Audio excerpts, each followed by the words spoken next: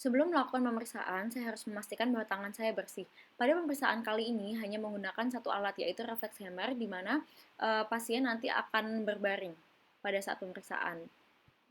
Pemeriksaan yang pertama dilakukan adalah bicep reflex, di mana saya akan memposisikan tangan pasien di abdominal area, lalu saya akan mencari bicep tendonnya, lalu saya akan mengetuknya di bagian bicep tendonnya. Tapi di bagian bicep akan saya lindungi dengan tangan saya. Saya melakukan ke kedua sisi dan dibandingkan,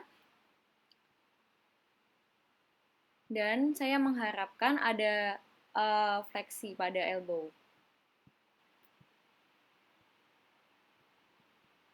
Pemeriksaan selanjutnya adalah pemeriksaan tricep reflex, di mana saya akan menempatkan tangan pasien sama seperti sebelumnya, lalu saya akan mencari tricep tendonnya di satu atau dua jari di atas ulna, lalu saya ketuk di situ, saya lakukan di kedua belah tangannya, dan saya mengharapkan terjadi ekstensi.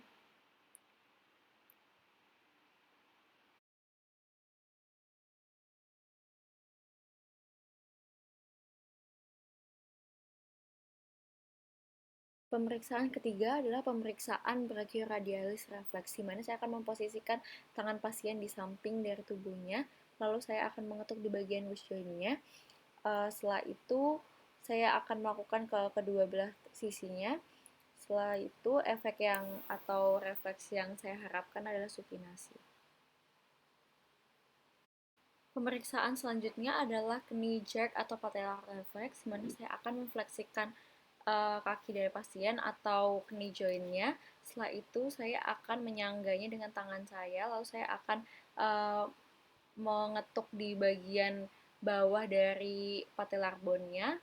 Lalu untuk refleks yang diharapkan adalah ekstensi. Pemeriksaan kelima yang dilakukan adalah Achilles atau ankle tendon reflex, di mana saya akan mengekspos kaki dari pasien. Setelah itu saya akan mengetuk di bagian Achillesnya, di mana refleks yang dihasilkan adalah fleksi. Selanjutnya saya akan melakukan pemeriksaan abdominal reflex, di mana saya sudah meminta izin sebelumnya kepada pasien untuk membuka bajunya. Di sini saya akan menstroke secara diagonal dari ujung hammer reflex, dan akan terjadi kontraksi otot perut. Pathological reflex yang pertama adalah Babinski reflex, di mana saya akan menggeserkan dengan ujung dari reflex hammer dari lateral ke base of toes, dan hasil dari Babinski ini negatif. Pemeriksaan selanjutnya adalah Chadok reflex, di mana saya akan menggosokkannya dari bagian posterior ke anterior menuju ke metatarsal bone. Pemeriksaan selanjutnya adalah open hem reflex, di mana saya akan menggunakan dua jari saya, yaitu jari telunjuk dan jari tengah, lalu saya seperti diurut gitu dari tibia proksimal ke distal, dan hasil yang didapatkan sama seperti Babinski. Pemeriksaan selanjutnya adalah Gordon reflex, di mana saya akan menekan bagian gastrocnemius dari pasien, dan untuk melihat apakah terjadi fleksi pada jari-jari kakinya. Saya melakukan ke kedua sisi kaki dan hasilnya negatif. Selanjutnya adalah Xavier reflex, di mana saya akan menekan Achilles tendonnya untuk melihat apakah ada refleks seperti yang sebelumnya atau tidak, dan hasilnya sama negatifnya. Selanjutnya adalah Rossolimo reflex, di mana saya akan mengetukkan hammer reflex ke plantar pedis dari pasien. Setelah itu saya akan mengamati apakah terjadi kontraksi pada jari atau tidak. Berkebalikan dengan sebelumnya, saya akan mengetuk bagian dorsal pedisnya untuk mengecek Mendel-Betschrow dengan refleks yang sama.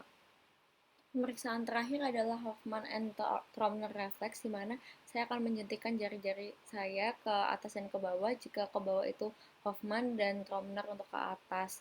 Setelah itu saya mengamati apakah terjadi fleksi pada jari yang lainnya.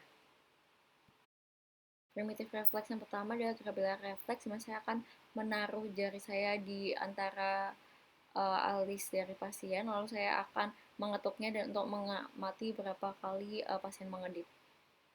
Selanjutnya saya akan melakukan palmomental reflex dan saya akan menggesekkan bagian dari reflex hammer ke bawah ini di bagian palmar ke kedua sisi, dan saya memperhatikan apakah ada kelainan pada ipsilateral chin-nya.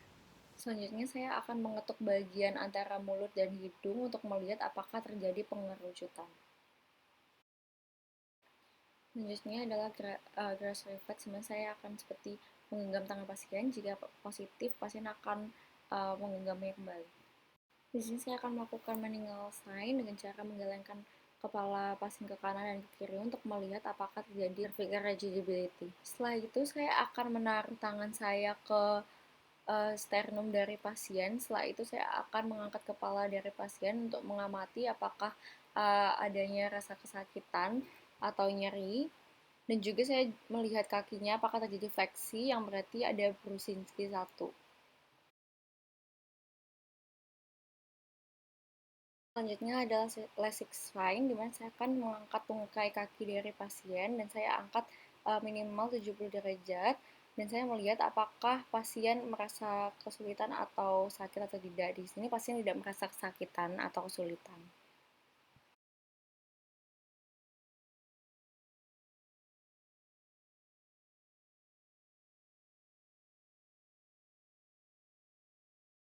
Selanjutnya saya akan melakukan pemeriksaan Kernig sign, di mana saya akan memfleksikan terlebih dahulu kaki dari pasien, lalu saya bentuk sudut 90 derajat. Setelah itu saya bentuk sudut lebih dari 130 derajat, dan saya juga mengamati apakah terjadi fleksi pada kakinya.